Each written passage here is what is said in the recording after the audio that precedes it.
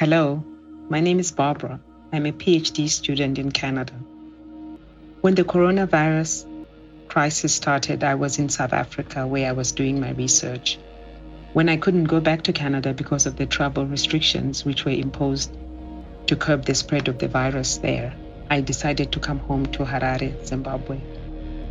We must remind those behind the current treacherous shenanigans that when it comes to matters of protecting our revolution, the military will not hesitate to step in. Amen. Since I've been here, we generally stay at home and only go out to get some groceries and to visit the doctor with my father, who recently had surgery. I've not visited any of my friends as I normally do when I come to Harare, and none of my friends here have also visited me like they would normally do. At the supermarkets, there are people handing out hand sanitizer to everyone going in and getting out. Some of the customers wear masks, but most don't. The shelves are well stocked, but it's clear that there is some panic buying going on. The prices also seem to have gone up each time. It's become a way of life. Sleeping outside the bank is the only way some Zimbabweans can get cash. There have been cash shortages for months because the government is broke.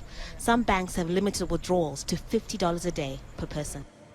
One of the pharmacies I went to a few days ago was not only handing out hand sanitizer to everyone, but it was also handing out masks to all customers going in. I thought that was really remarkable, given that now the masks are going for as much as $2 US a piece.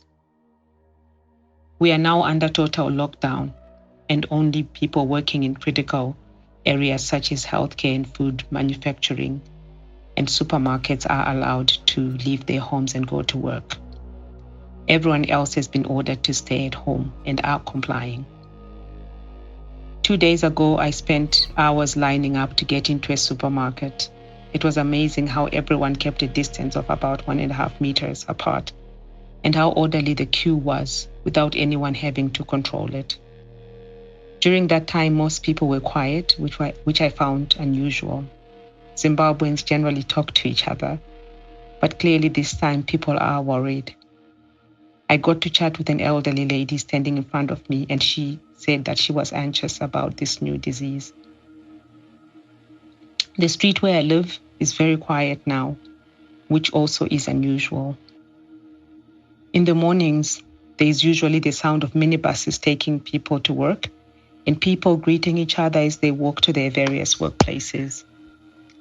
All that is absent now. What you hear are sounds of birds singing and an occasional cock crowing from a distance. While I'm generally optimistic at times like these, at the back of my mind, I fear that this situation might go on for longer than we can bear, and that supplies will begin to run out in the supermarkets like has happened in other places in the world. How would people survive then?